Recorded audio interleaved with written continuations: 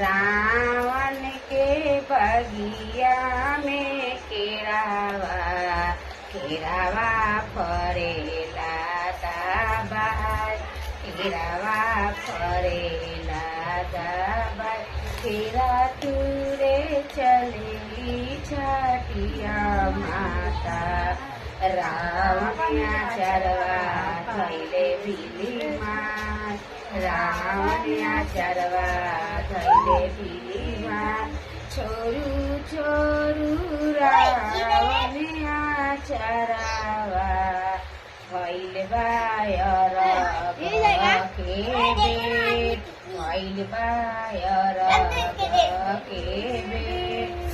रावण के बगिया में नीनुआ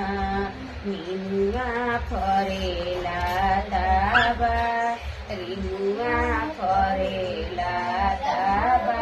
नीनु तुरे चलेली छठिया माता, रावणिया चरवा थैले भीलीमा, रावणिया चरवा थैले भीलीमा। छोरी छोरी रावणिया चरवा भैल बायर के बेट,